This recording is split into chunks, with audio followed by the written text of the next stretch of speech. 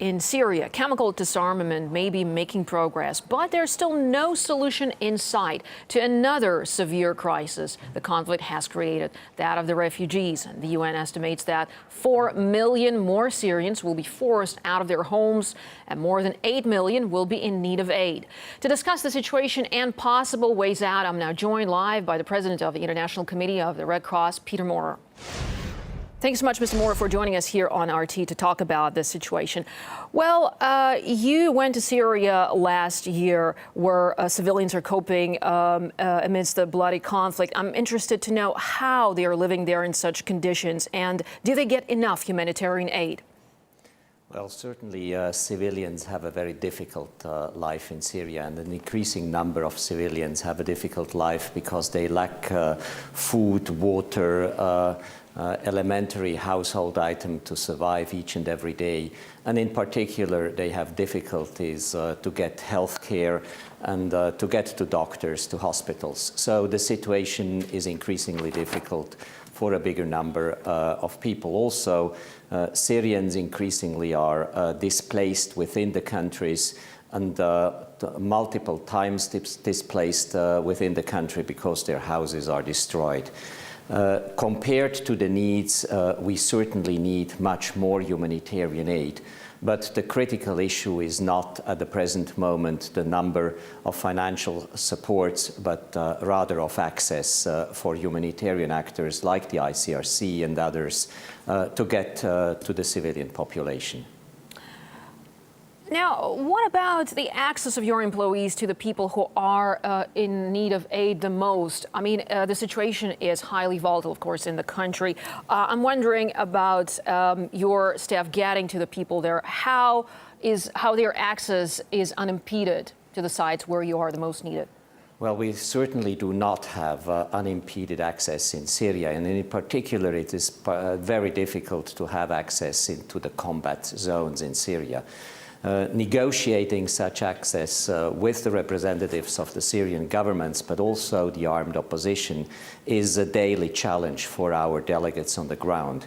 Sometimes they are successful and they manage to cross line and to get into contested areas. Other times we remain frustrated, as many Syrians are, that access is so difficult to negotiate at the present moment.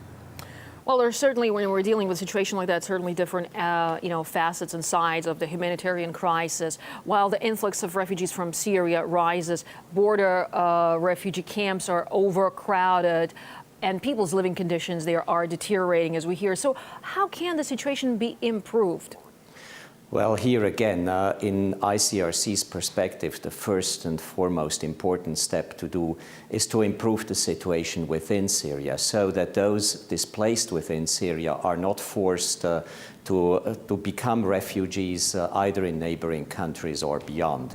So our key effort at the present moment is to appeal to the international community, to all responsible countries, to exert maximum influence on all parties in the Syrian conflict to allow independent actors to do their work in Syria.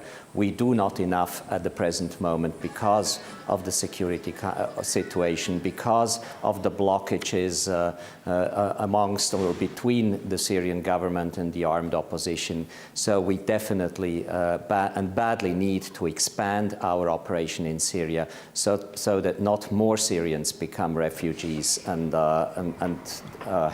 become a destabilizing factor in the neighboring countries. Well, let's talk about the impact of the refugee problem on other countries. You mentioned what's happening in the region, and I'm interested now, how other countries affected by it, especially Europe, where we see flows of refugees going, for example, from Libya to the Italian island of Lampedusa. Tell us a bit more about that, how that problem is addressed. Well, here again, first and foremost, let's remind ourselves that the big burden of refugees out of Syria at the present moment is carried by the neighboring countries and not by countries beyond or in Europe. Refugees flows have increased towards Europe, that's true, but it's not the mass migration of Syrians into Europe, which is the key and critical issues at the present moment. I think neighboring countries need badly to be supported in their efforts to cope with those arriving from Syria. Access within Syria has to be improved, and this is the best way not to have a major and further migration move into Europe and other parts of the world seeing unfold. Indeed. Well, as we see, the scale of this problem is quite dramatic and needs to be addressed properly, of course. Now, on a slightly different note here, we know that the ICRC believes that there is place for international humanitarian law in video games. So do you think virtual reality should go that far, and why? Well, virtual reality goes far, and as we know, and we see that in virtual reality, in video games, increasingly soldiers and people who act like soldiers are behaving in this respect of international humanitarian law. You win a video game if you kill as many civilians as ever possible.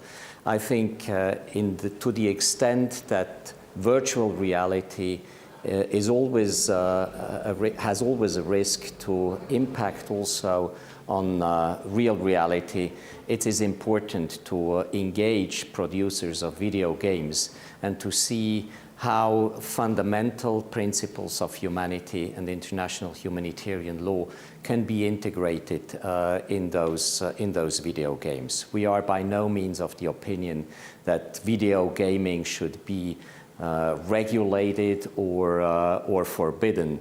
I think it's a question of engaging producers towards the respect of basic principles and laws.